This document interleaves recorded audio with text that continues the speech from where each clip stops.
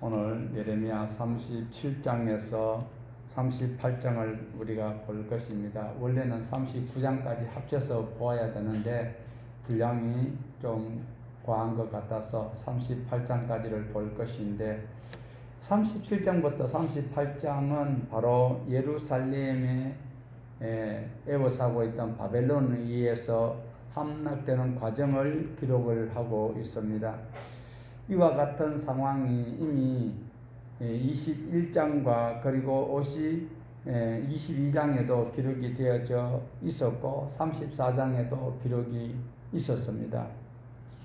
함락되기 직전에 어떤 일이 있을 것인지 21장과 22장 그리고 34장에서도 우리에게 언지를 주었습니다. 우리가 잘 알고 있듯이 예레미야서는 1장부터 52장까지 있는데, 단순하게 정리를 한다면 1장에서 45장까지 유다에 대한, 예루살렘에 대한 재앙을 기록을 하고 있습니다. 그 중에서 또한 1장부터 25장까지를 보면 예레미야가 그냥 단순하게 설교하는 장면이 나오고, 그 다음에 이제 26장 이후로 또 45장까지에 쭉 기록되는 것을 보면 하나님의 말씀을 선포하였던 예레미야의 설교를 들었던 그 예루살렘에 있는 백성들과 유다 민족들의 태도와 반응을 기록을 하고 있는데, 대부분 하나님의 말씀을 듣지 아니하였다라고 기록하고 있습니다. 예레미야가 하나님의 말씀을 전가하고 어려운 사명을 감당할 그때에 3명의 왕이 통치할 때에 있다고 볼 수 있습니다. 크게 들었을 때에 요시야 왕이 있었습니다. 그리고 또한 요야김 왕이, 그리고 마지막에 시드기야 왕 때까지, 요시야 왕 13년 때부터 시작해서, 그리고 그의 아들 요시야 왕의 아들이 여호아하스가 있었는데 그 왕은 3개월밖에 못돼서 왕을 안 쳐. 그리고 그 아들이, 두 번째 아들이 요야김입니다. 요야김이 이제 활동을 하고, 그 다음에 또 요야긴이라고 있는데 요야김의 아들이 요야긴인데, 오늘 우리 성경에 보면 고니야라고 나오고 있고, 또 하나는 요고니야라고 하는 이 사람이 바로 3개월짜리 왕이 돼요. 왜 그런가 하니까 요야김이 하나님 말씀대로 안 살고 있을 때에 바벨론이 쳐들어와서 요야김을 척결하고, 그리고 3개월짜리 요야긴을 왕으로 세워놓고 있는데 하나님 말씀대로 안 살고, 뿐만 아니라 바벨론의 뜻대로도 안 살아요. 그래서 바벨론이 와서 요야긴을 3개월째 되고 있는 것을 끌고 바벨론으로 가면서 대신 요야김의 형제인 요시야 왕의 다른 아들인 시드기야를 왕으로 세워놔 버리고 이제 이래 가고 있기에, 이때에 복음을 전개했던 선지자가 바로 예레미야다라는 것을 볼 수가 있습니다. 자, 요시야 왕 이후에 4명의 왕이 생기면서 나라가 망하거든요. 그런데 첫 번째 요아하스가 첫 번째 아들은 아니에요. 요아하스가 첫 번째 아들은 아닌데 먼저 왕이 됐어. 그런데 3개월짜리예요. 그 다음에 요야김이 11년을 통치를 하고, 그리고 그 다음에 요야김이 왕이 되어서 끝나면 또 지금 보면은 요야하스가 그 다음에 그 요야김이 형제였고, 또 형제가 시드기야가 있는데도 시드기야를 왕으로 안 세우고 바벨론에 의해서 요야김, 그러니까 고니야를 세워버렸어요. 그리고 고니야를 잡아가면서 그의 삼촌인 시드기야를 왕으로 삼아놓고 있는데, 그래도 시드기야가 11년을 통치를 하고 요야김이 11년을 통치를 하고, 이래서 이제 제가 조금 전에 크게 세 왕을 볼 수 있다라는 것은 요시야 왕 때와, 그리고 요야김 11년, 그 다음에 시드기야 11년 때 하나님의 말씀을 전달하였던 예레미야였다라는 것입니다. 자, 결국은 예레미야가 이렇게 전하는 말씀이 무엇인가 하면, 하나님의 말씀대로 안 살면 망한다. 지금도 과학이 아무리 발달하고, 저는 어제 TV를 잠깐 보다가 소름이 끼치더라고요. 가상 인간을 만들어가지고 거의 아바타, 완전히 사람보다도 더 사람같이 만들어가지고 말하는 거나 춤추는 거 모든 것들을 완벽하게 재현해가지고 이제 그래 하는데, 무시무시한 이런 시대에 저희들이 살고 있는데, 그래도 예수님을 믿고 하나님 말씀대로 살아야 어디 간다? 하나님의 나라에 간다. 이것은 하나님 정해놓은 법칙이기 때문에 중간 과정에서 어떠한 요소를 부리든지 화려하든지 기가 막힐 일이 있다 할지라도 천국 가는 일에는 우리가 거기에 현혹되어서는 안 된다라는 거예요. 내 갈 길 가야 돼요. 내 갈 길 험하고 어려워도 주님 가신 그 길, 주님께서 분부하신 그 말씀대로 우리는 살아가야 된다라는 것을 기억을 하셔야 돼요. 자, 하나님 말씀을 선포하였던 예레미야의 말씀이 곧 하나님 말씀인데 그들이 안 들었어요. 안 들으니까 나라가 망하고 마는 거지요. 나라가 망한다고 해서 유다 나라가 망한다고, 예루살렘이 망한다고 전부 다 죽어버리느냐? 아니란 말이에요. 그 중에서도 듣는 사람이 있다. 우리 지난 시간에 보았잖아요. 소수의 사람이 들어요.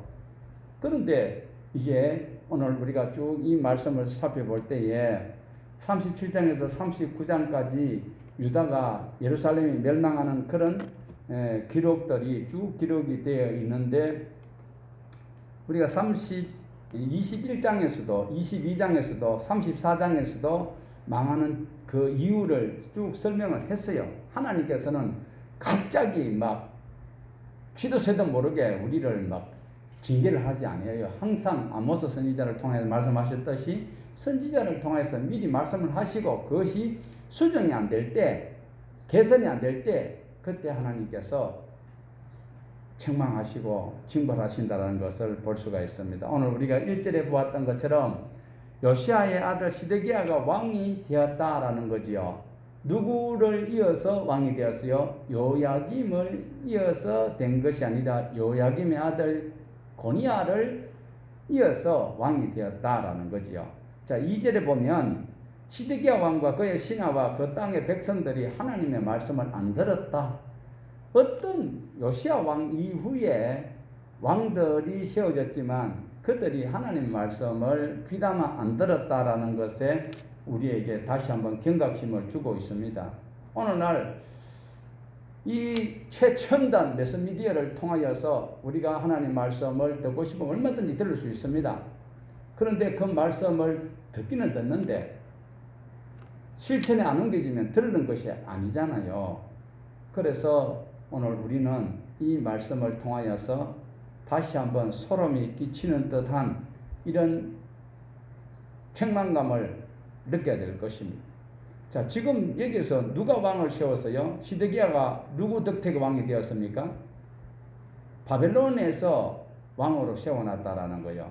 그러니까 바벨론에서 왕으로 세웠든지 하나님이 왕으로 삼았든지 불은 간에 하나님의 말씀을 직접 왕이 들을 수는 없고, 누구를 통하여? 선지자를 통하여서 전달되는 말씀을 하나님의 말씀으로 받아들여야 되는데 그 말씀이 복준다 소리가 아니에요.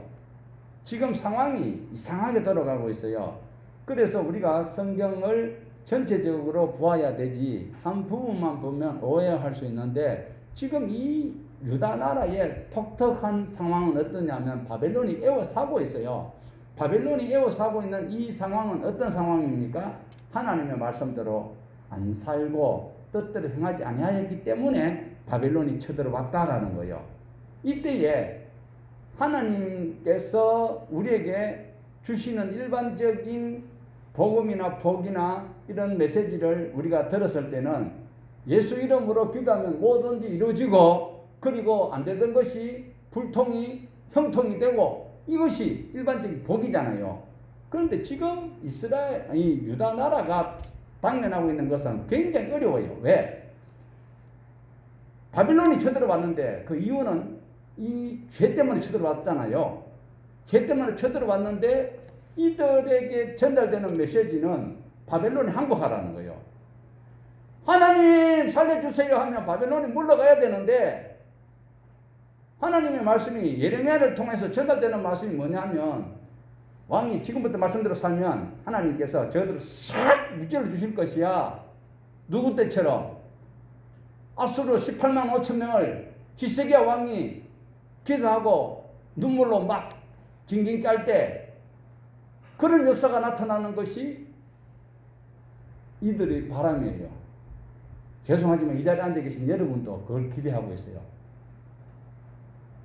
한마디로 말하면 뭐가 같다? 도자로 시작하는데 자기는 하나도 안 행하면서도 바꾸자 하는 도둑심보를 고쳐야 된다.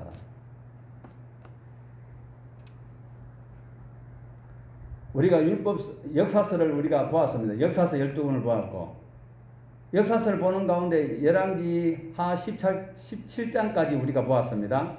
그때에 북이스라엘이 망할 때에 아모스와 호세아를 그리고 남유다가 망할 때는 누구를 보냈습니까? 열왕기 하 25장에 보면 그때는 스바냐와 하박국 그리고 예레미야를 보내어서 하나님 말씀을 전달하고 있어요. 그들이 안 들어요. 하나님 말씀 안 들으면 하나님의 말씀을 듣는다는 소리는 지금 내 귀에 들려지는 것이 듣는 것이 아니고 그 듣고 옮겨야 되는 거예요.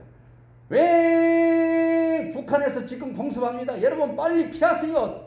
방공호로 들어가세요 하는데 왜 소리 듣고 북한에서 쳐들어왔습니다. 이 소리를 들었는데 아하 북한에서 쳐들어왔구나. 그거 듣는다고 내가 사는 건 아니잖아요. 그럼 어떻게 돼요? 빨리 방공호로 피신을 해야 되는 거예요. 빨리 예수 그리스도 품으로 들어가야 되는데 예수 그리스도 품이 어때요? 자 여기서 갑자기 생각나는 게 있는데 예수님이 저 여러분을 위해서 피를 흘려서 우리 죄를 사하여 주셨어요. 예수님이 피 묻은 거 가지고 우리를 살릴 수는 없습니다.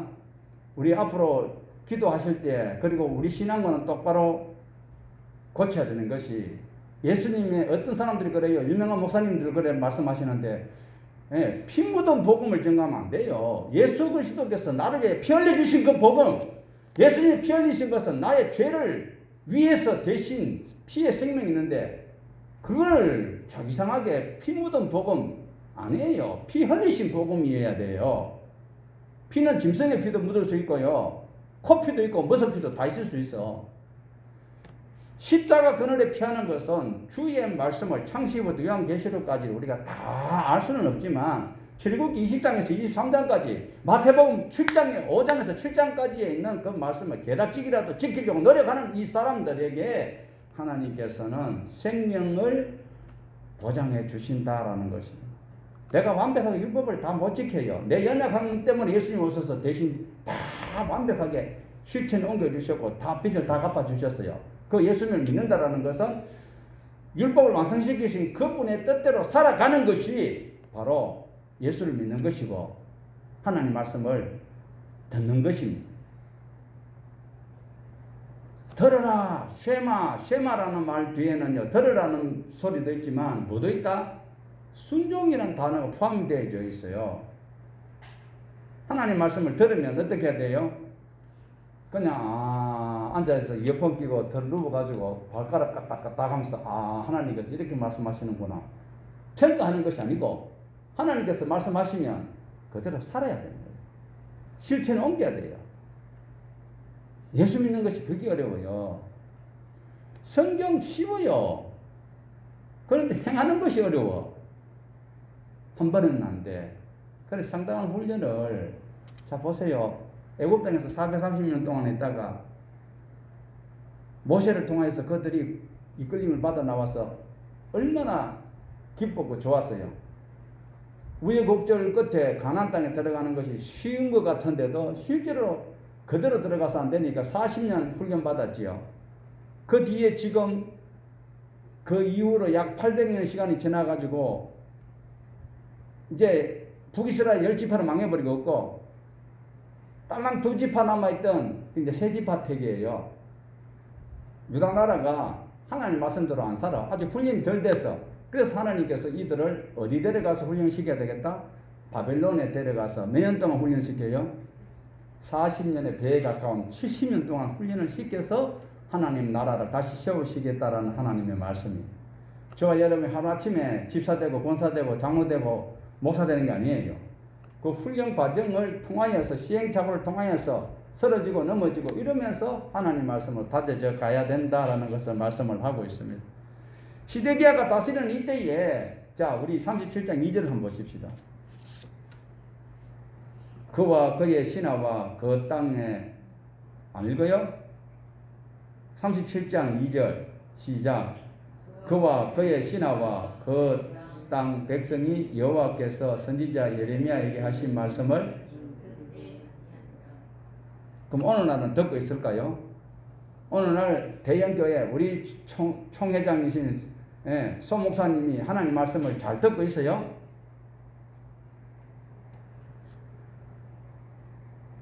잘 안 들으면 무슨 일이 발생할까요? 3절 한번 읽어봐요. 3절 셀레마의 아들 여우갈과 마아세야의 아들 제사장 스바냐를 선지자 예레미야에게 보내되 청하되 너는 우리를 위하여 우리 하나님께 자 여기 보면 여우갈과 마시아의 아들 제사장 스바냐를 누구에게 보냈어요? 그 보낸 이유가 뭡니까? 하나님 앞에 기도 좀 해달라는 거지요. 그 기도를 부탁드려야 될 이유가 어디 있을까요? 그 이유가 바로 우리가 지난번에 봤습니다. 21장에도 있고 34장에도 그 부탁하는 이유가 분명히 있습니다. 앞에 화면을 한번 보십시다. 예레미야 21장 1절에서 2절 같이 읽어보십니다. 여호와께로부터 예레미야에게 말씀이 임하니라. 스드기야 왕 같이 좀 읽읍시다. 시작. 여호와께로부터 예레미야에게 말씀이 임하니라. 시드기야 왕이 말기야의 아들 바수울과 제사장 마시아의 아들 스바냐를 예레미야에게 보내니라. 바벨론의 느부갓네살 왕이 우리를 치니 청컨대 너는 우리를 위하여 여호와께 간구하라. 여호와께서 혹시 그의 모든 기적으로 우리를 도와 행하시면 그가 우리를 떠나리라 하니. 자, 기도 부탁을 하고 있지요. 기도하는 이유가 뭐라고요? 아니, 분명히 우리가 37장 2절에서 예레미야가 전하는 말씀을 이들이 순종했다, 불순종했다. 아예 거절을 했어요. 그래 놓고는 지금 예레미야에게 기도를 부탁드리기 위해서 이렇게 보내고 있다. 여기만 있는 게 아니에요. 34장에도 또 나와요. 34장 또 같이 보십시다. 바벨론의 그의 모든 군대와 그의 통치하에 있는 땅의 모든 나라와 모든 백성이 예루살렘과 그 모든 성읍을 칠 때의 말씀이 여호와께로부터 예레미야에게 임하여 이르시되. 자, 제가 2절은 안 적었어요. 2절에 보면요, 예루살렘을 하나님께서 이미 바벨론에게 넘겼다라고 말씀하고 있어요. 볼장 다 봤어요, 이미. 사무엘에게 다윗에게 기름을 부으라 할 때에 이미 사울 왕을 버렸다라고 했어요.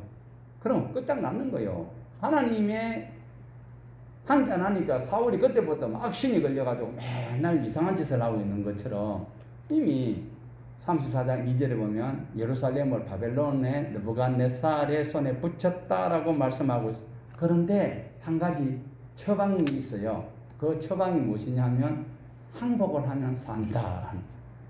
하나님이 바벨론을 물리쳐 주시고 이래야 그 기도 응답인데 하나님께서 하시는 말씀은 바로 항복을 해라라고 말씀을 하고 있습니다. 자, 이 같은 말씀이 또 있어요. 21장 8절에서 9절 같이 보십니다. 여호와께서 말씀하시기를 보라 내가 너희 앞에 생명의 길과 사망의 길을 두었노라. 너는 이 백성에게 전하라 하셨습니다. 이 성읍에 사는 자는 칼과 기근과 전염병에 죽으려니와 너희를 에워싼 갈대인에게 나가서 항복하는 자는 살 것이나 그의 목숨은 전리품 같이 되리라. 자, 요거 잘 보십시오. 지금 하나님 앞에 바벨론을 물리쳐달라고 자꾸 기도를 하는데 하나님께서 원하시는 것은 너희들이 버르장머리가 아주 고약해 안 되겠어. 내가 너희를 아주 없애버리는 것이 아니고 너희들을 내가 다시 설 것이야. 어떻게 선다? 고쳐서 선다라는 거예요.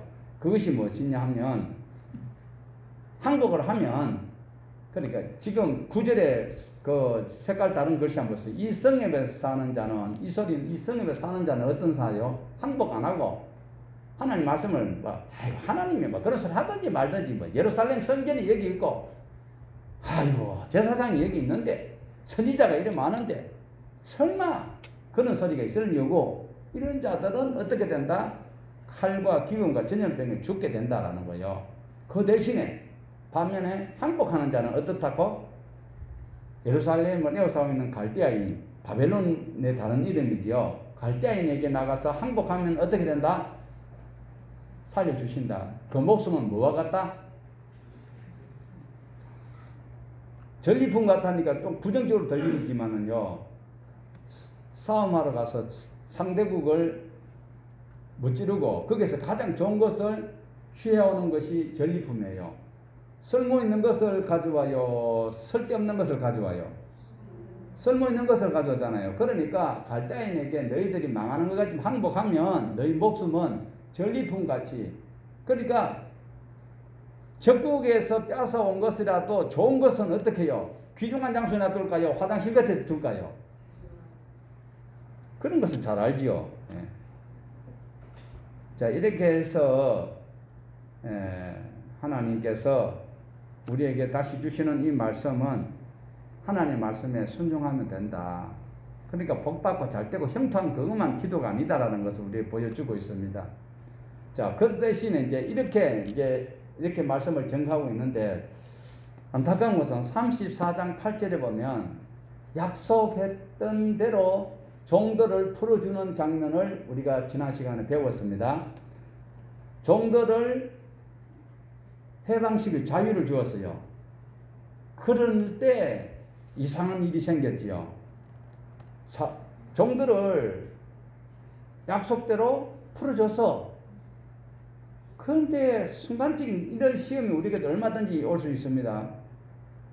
종들에게 자유를 주자마자 예루살렘 에워싸고 있던 바벨론 군대가 싹 없어졌어요. 어디로 갔을까? 애굽에서 바로의 군대가 올라온다고 하니까 바로의 군대가 올라오는 길목이 딱 지난번에 두 군데라 그랬지요. 그런데 라기스와 아세라는 곳에 쳐들어오는데 라기스의 예루살렘 군대, 바벨론 군대가 미리 가버리는 거예요. 그러면 바벨론 군대가 있기 때문에 바로의 군대가 와도 무용지물이지요.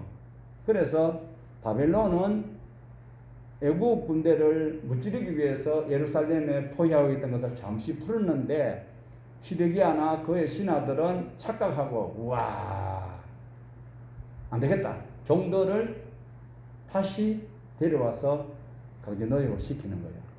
자, 여기서 지난 시간에도 잠깐 언급을 드렸습니다만 34장 8절 이하에 왜 풀어줬는지 이유가 설명이 없어요.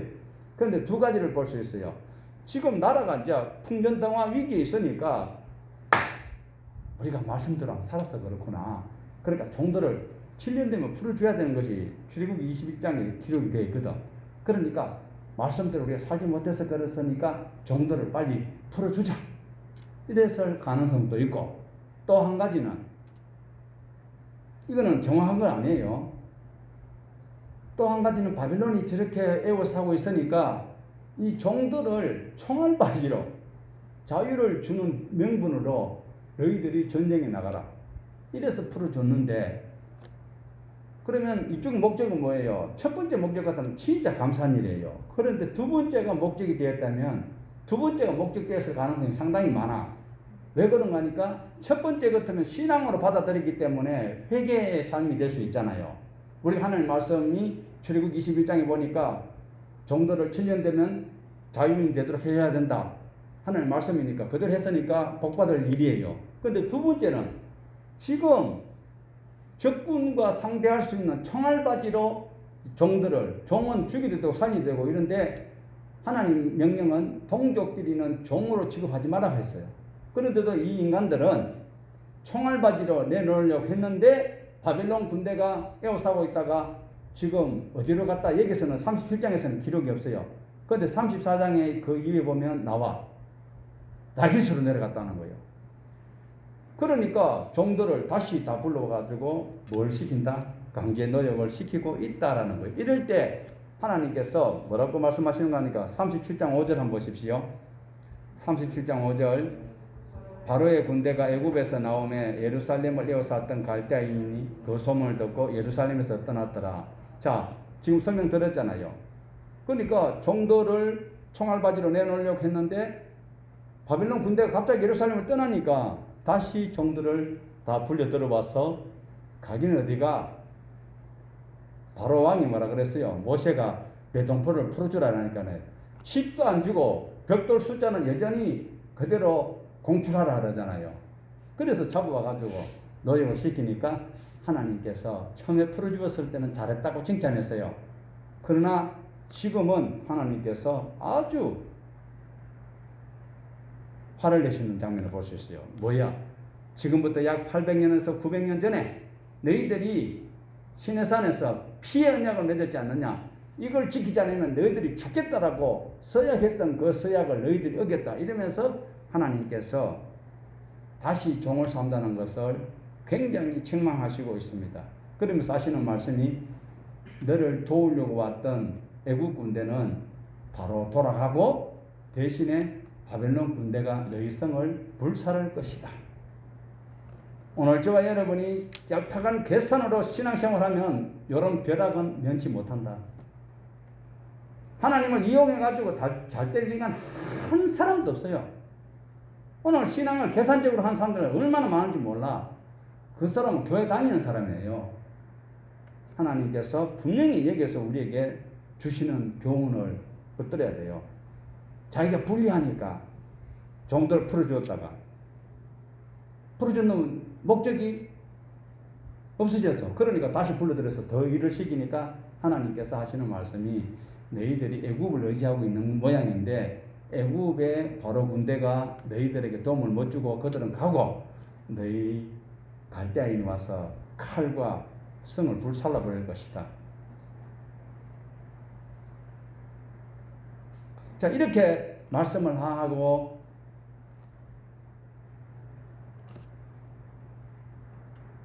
예레미야가 예루살렘을 떠나가고 있어요. 어디로? 베냐민 쪽으로, 베냐민 땅으로 가려고 하는데 이때에 성문을 지키고 있던 그 군사들이 불안하지요. 지금 조금 전에도 바벨론 군대가 확 에워싸고 있었는데 그리고 바벨론 군대가 이제는 다시 이 성을 불사지르고 칼이 너희들 칠 것이다라고 예언해놔놓고 예언자, 선지자가 지금 성문을 빠져나가니까 이 군인들이 불안하니까 붙들었어요. 잡아가지고 고관들에게 넘기는 거예요.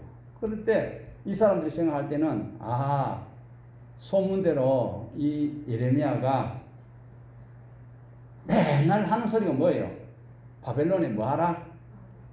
바벨론을 뭐 찌르자! 아니고 바벨론에게 항복하라 이 소리만 계속 하니까 사람들이 의심의 색안경을 끼고 이렇게 보고 있는데 지금 방금 일어났던 사건처럼 선포해 놔놓고 바벨론이 우리를 성읍을 불사지르고 칼로 친다고 해놔놓고는 자기는 빠져나가니까 오해를 하는 거죠.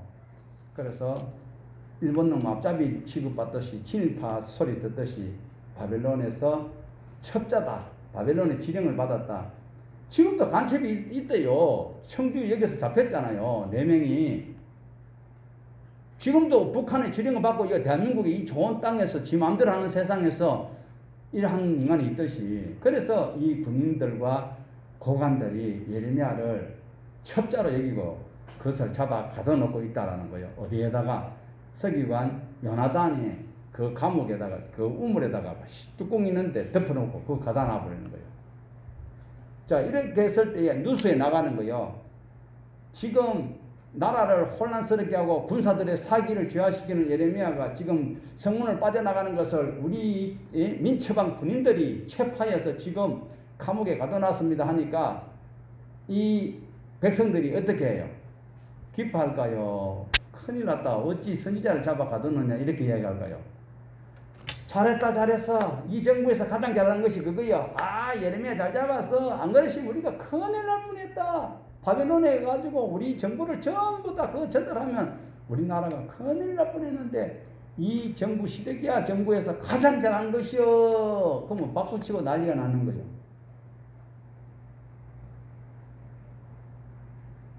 지금 누가 체포됐다고요? 예레미야가 체포되어 있는데, 그런데 이 왕은 궁금증이 발동하는 거예요. 어떤 궁금증이 발동하냐면 선지자의 말을 듣고 싶어 하는 거예요. 하나님께서 어떤 계획을 가지고 계신지 듣고 싶은 거예요. 그러면서 예레미야와 접촉을 하고 있는 장면이 오늘 본문에도 나오고 있습니다. 그래서 사람을 보내서 예레미야에게 물어봅니다. 지금 앞으로 우리나라가 어떻게 될 것이냐 하니까 하나님의 말씀은 변함이 없어요. 여전히 이 나라는 망할 것이다. 그러나 너희 항복하면 너희는 살 것이다. 너는 바벨론 왕에게 넘겨질 것이다. 그러니까 시드기야 왕이 들으니까 기분이 좋을까요? 나쁠까요? 좋을 리가 없지요. 자, 하나님께서 어떻게 하시겠다라는 것을 선지자를 통해서 말씀하셨어요. 그리고 해결책까지 주셨단 말이죠. 그런데 안 들어. 교회 다니는 사람이 이렇다니까. 하나님 말씀을 주려고 와서 들어. 문 밖에 나가면 그건 내일하고 상관없고 예배당 안에서만.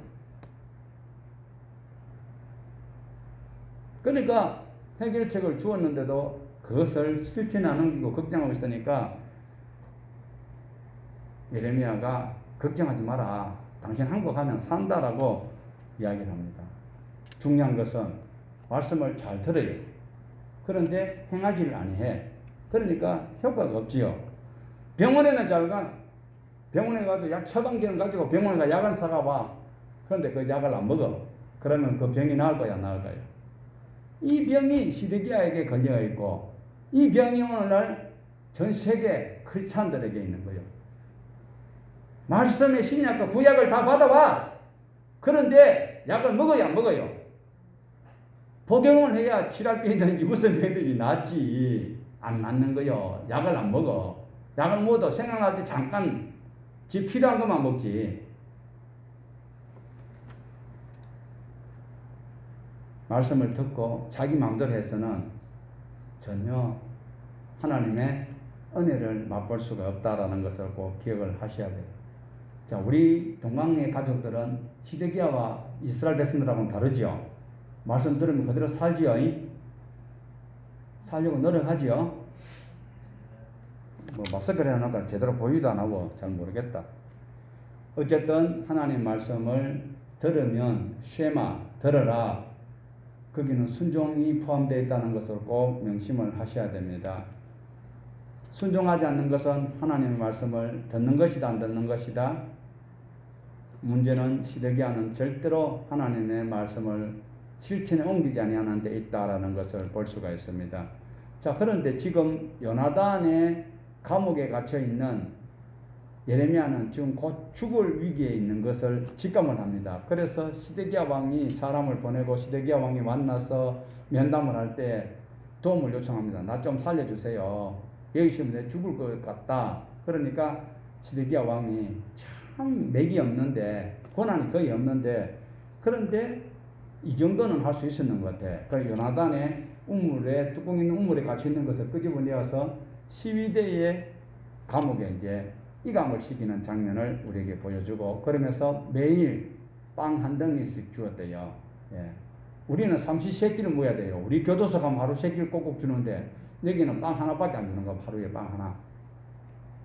자, 이렇게 해서 이제 38장에 보면 백성들이 시드기야가 마음에 안 드는 거예요. 예, 시드기야 왕이 지금 우리나라 같은 국가보안법을 위반했는 이 목사를 말이야 살려두고 있다라는 것이 이 고관들하고 백성들이 이해가 안 되는 거예요. 그러니까 온 국민과 지금 그 여권에서는 하는 소리가 예레미야를 살려야 된다, 죽여야 된다, 죽여야 된다는 여론이 빗발치고 있다라는 거예요. 자, 우리 이제 38장으로 가서 2절 보십시다. 여호와께서 이와 같이 말씀하시되 이 성에 머무는 자는 칼과 기근과 전염병에 죽으리라. 그러나 갈대인에게 항복하는 자는 살리니 그는 노량물을 어둠같이 자기 목숨을 건지리라. 자, 지금 예레미야가 시위대 뜰에 갇혀 있는데도 하나님의 말씀이 또 내려오는데 여전히 동일한 말씀을 하고 계시니까 지금 고관들과 백성들은 이 나라에 해를 끼치고 군사들에게 사기를 저하시키는 이런 말하는 것을 살려둘 수 있다 없다. 4절 보십시다. 4절 이에 그 고관들이 왕께 아뢰되 이 사람이 백성의 평안을 구하지 아니하고 재난을 구하오니 청하건대 이 사람을 죽이소서. 그가 이같이 말하여 이 성에 남은 군사의 손과 모든 백성의 손을 약하게 하였나이다. 자, 명분은 뚜렷하지요. 명분이 있어. 지금 백성의 손을 약하게 하고 군사의 손을 약하게 하고 국가의 운명을 이렇게 난도질한 사람을 살려줄 수 있다 없다? 처단해도 옳다라는 거지요. 자, 이렇게 전쟁을 지금 앞두고 있는 상황에 전쟁을 앞두고 있는 거야. 전쟁 중에 있잖아요. 이미 포위가 되어 있는 상황에 군인들 사기가 떨어지면 백성들이 벌벌 떨면 이거는 걷잡을 수 없는 위기지요. 그래서 백성들과 신하들은 예레미야를 죽여야 된다. 이렇게 했을 때 시드기야 왕이 수시로 예레미야에게 와서 하나님의 말씀을 듣고 싶어 했던 이 왕이 예레미야를 보호해 줄 수 있느냐? 보호해 주지 못하고 있습니다. 뭐라고 이야기하느냐? 신하들이 와서 고관들이 와서 저놈을 죽여야 됩니다 하니까 하는 소리가 내게 뭔 힘이 있느냐? 청문회 할 때 봤잖아요. 전부 다 분할 초소시켜놓고 식물총장 만들어놓고 내가 뭐 할 거 있느냐? 내가 지금 할 수 있는 권한이 뭐가 있느냐? 당신네들 마음대로 하세요. 예레미야가 당신들 손에 있으니까 마음대로 하세요. 이것이 시드기야의 입장이었고 그 한편으로 보면 참 가련하기도 한 상황인 것은 사실입니다. 지금요 어떤 형편인지 우리가 역사적으로 그것을 충분히 이해를 하고 우리 하나님의 말씀을 봐야 되는 것이 지금 원래 왕이 된다면 요시야 왕이 되었지요. 그 다음에 요시야가 죽고 여호아하스가 왕이 되었고 그 다음에 요야김이 왕이 되었고 그 다음에 요야김의 아들 요야긴이 고니야가 왕이 되었어요. 그러면 고니야가 바빌론으로 끌려가 버렸어. 그러면 유다 나라의 왕은 누가 돼야 돼요? 통상적으로 보면 요고니아의 아들 중에 요야긴의 아들 중에 누가 돼야 되는 거예요. 그런데 누가 삼촌이 왕이 되었어요. 그 백성들이 못마땅하게 생각하고 있는데 이것도 정치적으로 누가 세웠다? 바벨론에서 세워놨어. 그러니까 유다 민족들 중에서 고관들이 똘똘 뭉쳐가지고 하는 소리는 왕은 꼭두가시다. 그러니까 왕이 힘이 없는 거예요. 이 장면을 우리는 꼭 기억을 하셔야 됩니다.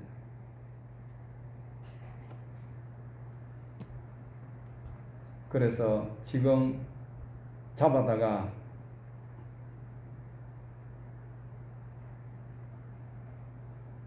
어디에다가 처박아 놓습니까? 물이 없는 웅덩이에다가 다행이죠. 그 우물에다가 가다 놨는데 그게 물이 이미 없어서 다행이죠. 그때에 누구 하나 예레미야를 살리려고 하는 사람이 없었습니다. 이때에 구스 사람 에비 멜렛이 그에게 사면해 줄 것을 시드기야 왕에게 부탁을 하는 장면이 나오고 있습니다. 에벤멜렉이 왕에게 가서 예레미야 제대로 두면 굶어 죽습니다. 빵 하나씩 주는 그것이 지금 발각이 되어가지고 지금 죽이보려고 지금 다시 우물에 처박아 놨잖아요. 그런데 모든 신하 중에서 예레미야를 다 같이 죽이기로 100% 찬동한 것이 아니라 그 중에서 죽이는 것에 원치 않는 사람도 있지만 앞장서서 예레미야 구명 운동하는 동족은 없더라라는 거예요. 이때에 누가요? 참 아이러니하지요. 후수 사람이에요. 예수님 십자가 지고 쓰러질 때 누가 십자가 대신 지고 갔지요? 이 사람 또 아프리카에서 온 사람이에요. 에벤멜렉이 왕에게 이야기하니까 왕이 그 이야기를 들어줍니다. 그러면서 어떻게 해요? 30명을 데리고 가서 건져내는데 에벤멜렉이 진짜 인간적입니다. 지금 예레미야가 여러 날 두들겨 맞고 못 먹고 옥에 갇혀 있으니까 우물에서 그냥 밧줄만 내려줘가지고는 올라올 기력이 없어요. 보통 밧줄을 내려주면 밧줄 잡고 이제 올려와야 되는데 그 힘이 없을 것이라고 이 정도로 인간성은 있어야 되는 거지요. 그래서 왕궁 옷을 제장하는 장소에 가가지고 옷을 전부 다 연결해서 고리를 만들어서 어떻게 해요? 예레미야에게 달아내리면서 당신은 이것을 겨다랑이 사이에 끼우소서. 그러면서 이제 끼우고 있으면 예레미야는 가만히 있어도 올라오잖아. 위에서 당기니까. 하나, 둘, 서이, 너희. 여기서 우리 에벤멜렉이 정말 고마운 사람이라고 볼 수 있습니다. 지금 계속 전쟁 중에 있습니다. 우리 38장 15절 보십시다. 예레미야가 시드기야에게 이르되 내가 이 일을 왕에게 아시게 하여도 왕이 결코 나를 죽지 아니하시니까 가령 내가 왕을 군한다 할지라도 왕이 되지. 자, 에비멜렉에게 30명을 데려가서 건져내라 해놔놓고 다시 시드기야는 예레미야에게 물어봅니다. 어떻게 되겠냐? 내가 여기서 해결할 수 있는 방안이 뭐가 있느냐? 이렇게 예레미야에게 묻습니다. 그때 예레미야가 하는 소리가 내가 방법을 일러줘도 왕이 그렇게 하지 않을 것입니다. 그러니까 왕이 뭐라고요? 그래도 이야기 한번 해보라 하는 거죠. 그래서 고관들의 눈치를 살피고 있는 왕권이 아주 약화되어 있는 이 상황에서 예레미야가 지금 힘을 돋구는 말을 전달하고 있습니다. 하나님의 뜻은 확고한데 예레미야가 전하는 이 말씀을 지금 왕이 듣고 실천에 옮기면 기적이 진짜 기적인데 그렇게 하지 아니하고 있습니다. 바벨론 왕에게 항복하면 목숨은 구할 것이다. 뿐만 아니라 성도 불타지 않을 것이고 너와 내 가족도 살게 될 것이다 라고 이야기하는데도 왕은 그 말을 아멘으로 받아들이기가 어려웠던 것을 볼 수 있습니다. 그런데 시드기야 왕이 이런 좋은 해결책을 예레미야가 전달하는데 그것을 받아들이면서 아멘 해야 되는데 오히려 엉뚱한 소리 하는 어처구니 없는 소리를 하고 있습니다. 우리 19절 보십시다. 뭐라고 이야기하는지. 시드기야 왕이 나는 갈대아인에게 항복한 유대인을 두려워하노라. 염려하건대 갈대아인이 나를 그들의 손에 넘기면 그들이 나를 조롱할까 하노라 하는지라. 자, 시드기야가 뭐라고 이야기합니까? 하나님께서 당신 입을 통하여서 항복하면 나도 살고 우리나라도 물적 피해도 하나도 없고 그대로 보존된다고 하지만 먼저 잡혀갔던 유대인들이 나를 조롱할까 싶어서 나는 못하겠다. 체면이 밥 먹여줍니까? 하나님의 말씀이 우선돼야 되는데 자기 생각이 자꾸 이렇게 앞지르고 있으니까 죽을 수밖에 없는 이런 일이 한마디로 말하면 쪽팔려서 못하겠다는 소리잖아요.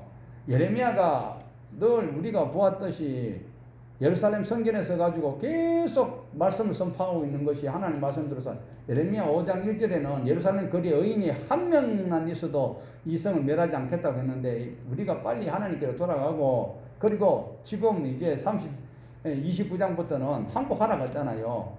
그러면 어떻게 해요? 산다고 하니까 약속받은 사람들은 미리 바벨론을 몰려가서 항복하는 사람도 있단 말이에요. 그 사람들이요. 1차 포로, 2차 포로에 잡혀갔는 사람인지 몰라도 지금 분명히 먼저 잡혀갔던 사람들이 그렇게 비난받고 있는 사람들이 지금 후순위로 왕이 잡혀오면 왕을 업신여기고 조롱할 것이다라는 것이 이 앞장서는 생각의 주인공이 시드기야였다. 우리도 그런 생각 충분히 들 수 있지요. 예. 이런 생각 인간적으로 충분히 들 수 있습니다. 그러나 여기서 하나님의 말씀이 우선인가? 그 나라 그 일을 구하라. 말은 얼마나 잘하는지 몰라. 그런데 하나님의 말씀이 예레미야가 절대로 그런 일이 없다. 그런데도 하나님의 말씀을 믿고 싶습니까? 자기가 지금 생각하고 있는 그 염려가 앞장서고 있습니까? 염려 때문에 안 되는 거예요. 미리 당겨서 지금 걱정하고 있는 거예요. 가보지도 않았어. 가면 틀림없이 먼저 포로됐던 자들이 나를 조롱할 거다. 임금이 세상에 사람을 자살하지 어떻게 이렇게 항복하느냐 이렇게 이야기할 것이다. 하나님은 괜찮다고 하는데도 그들이 듣지 않고 있는 것이 오늘날 저와 여러분도 자유롭지 못합니다. 이 당시에 사는 길은 어때요? 한 가지예요. 간단해요. 믿으면 살아요. 믿으면 살아. 뭘 믿어요? 예수를 믿어요? 이때 예수님 믿는 거 아닙니다. 참 선지자의 말을 믿어야 돼요. 항복하면 산대요. 누가 전달해요? 예레미야가 전달하는데. 그런데 참 여기서도 보면 어려운 것이요. 이때 선지자가 예레미야만 있을까요? 많은 선지자가 있을까요? 선지자가 엄청 많습니다. 그러니까 백성들이 오늘날도 마찬가지입니다. 방송 틀면 막 설교가 막 나오는데 참 생명의 말씀이 무엇인지 여기서 스바냐, 하박국, 예레미야 이 참 선지자가 하는 말씀은 그렇게 은혜가 안 돼. 오늘날 또 뭐 설교 방송 설교 들어봐요. 은혜로운 설교가 얼마나 많습니까? 그게 은혜가 진짜 은혜가 맞을까요? 선행이 안 되고 아무리 호화로운 장식을 해도 그것을 접지시킬 그릇이 없으면 안 되는 거잖아요. 마음이 하나님의 백성의 마음이 돼야 되고 그게 하나님 말씀을 담아야 보존이 되는 것인데 선지자가 상당히 많이 있는데 예레미야는 항복하라 합니다. 그러면 산다고 말합니다. 그러나 다른 선지자들은 하나님의 성전이 여기 있고 하나님이 우리와 함께 하시는데 절대로 그런 일이 없을 것입니다. 여러분 어느 거 믿고 싶습니까? 지금 스바냐 하박국은 없어. 지나갔어요. 지금 예레미야밖에 없어요. 예레미야는 뭐라고 말씀하고 있어요? 항복해래요. 그런데 다른 선지자들은 그럴 일이 없대요. 하나님의 성전이 여기 있고 하나님 우리와 함께 하시는데 절대로 바벨론에 끌려갈 일 없다. 여러분 어느 거 믿고 싶습니까? 후자입니까? 전자입니까? 이 당시에 백성들이 하나님 말씀을 분별하기 어려워요. 참 하나님의 말씀이 전달되는 곳에는 아주 한 군데 작은 것밖에 없고 나머지 전체는 거짓 선지자들이 듣기 좋은 소리만 백성들이 원하는 소리만 하고 나라는 지금 일촉즉발에 있는데 오늘 현실이 그렇습니다. 오늘날 현실이 똑같이 신구약 1189장을 가지고 말씀을 전한다고 하지만 듣고 싶은 것만 들어서는 잘 안됩니다. 37장 21절에 보면 예레미야가 12대 뜰에 갇혔다고 기록하고 있는데요. 32장에도 보면 유다 왕중 궁중에 있는 12대 뜰에 갇혀 있을 때 하나님께서 뭐라고 말씀을 전달하느냐면 나라가 망하지만 절대로 끝까지 망하는 것이 아니다. 당신 조카가 와가지고 밭을 사러 갈 것인데 너는 밭을 사라고 이야기하는 것이 우리 지난 시간에 보았습니다. 지금 예레미야가 바벨론의 포로로 가지만 나라가 안 망하기 때문에 항복하라. 만약에 나라가 망하는 것들은 예레미야도 하나님께 다른 방법으로 기도했을 거예요. 그런데 예레미야는 이미 그놈의 것을 보았어요. 우리가 예레미야 1장에서 52장까지 있는데 29장에서 33장까지가 바로 희망의 메시지라고 말씀을 드렸습니다. 그 책에서 뭐라고 말씀하셨어요? 나라가 안 망한다라는 거예요. 그러니까 하나님의 일이 올 때 그 밭을 살았고 이야기를 하고 있습니다. 누가요? 하나님. 그리고 예레미야 33장 부르짖는 것이 아니고 너희가 나를 카라 하면 나를 부르면 뭘 하신다고요? 응답하시겠대요. 어떤 걸요? 크고 비밀한 것. 뭐 크고 비밀한 것이라니까 뭐 어디 뭐 감춰놨던 거 뭐 영적으로 이익받는 것이 아니라 당신이 바벨론으로 포로로 끌려가지만 뒤에 다시 기쁨의 찬양을 부르면서 고국으로 돌아갈 수 있도록 해주는 이 크고 비밀한 것을 알려주시겠다라고 말씀을 하고 있습니다. 뿐만 아니라 다윗의 후손으로 누가 오시는 거예요? 그 예수님이 오시면 공의와 정의와 공평이 이루어지는 그 세상이 올 것이다라는 것까지 예레미야가 보게 되었기 때문에 자꾸 항복하라고 전달하고 있습니다. 오늘 저와 여러분도 코로나 전국에 우리 교회 형편을 보고 우리 가정을 보고 내 삶을 봤을 때 땅이 꺼지는 듯한 그런 순간적 위기를 느낄 수도 있겠지만 그러나 하나님이 나와 함께 하시고 나를 위해서 십자가에서 모든 것을 다 이루신 그 주님이 나의 구세주인 것을 기억한다면 그 말씀을 붙드는 교회가 그리고 성도가 말씀 전거자가 있다면 하나님은 버리지 아니하시고 계속 힘을 공급하여 주신다는 것을 기억을 하셔야 됩니다. 우리 눈이 하나님을 바라보고 하늘을 바라보고 하나님의 말씀이 기록된 책을 읽고 묵상하고 조아릴 때에 내 속에 계신 성령님께서 기쁨의 찬송을 할 수 있도록 해 주실 것입니다. 우리 당대 눈으로 볼 수 없는 것이 하나님의 성령님께서 우리에게 비전을 주시고 그 비전을 향하여 나갈 때에 하나님께서 날마다 새 힘을 부어주시는 것을 믿으시고 경험하는 우리 모두 되기를 축복합니다. 하나님 아버지 어떠한 일이